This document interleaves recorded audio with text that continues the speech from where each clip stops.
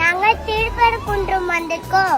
இது முருகரோட முதல் படை வீடு. நாங்க இப்போ திருச்செந்தூர் வந்திருக்கோம்.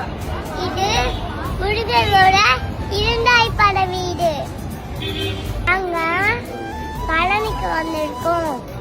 இது முருகனோட மூன்றாம் படை வீடு.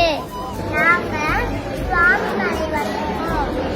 இது முருகனோட நான்காம் படை வீடு. நாங்க திருத்தணி வந்திருக்கோம். இது முருகனோட ஐந்தாம் படை வீடு. गाइस நாங்க பழமுதிர்ச்சோலை வந்திருக்கோம்.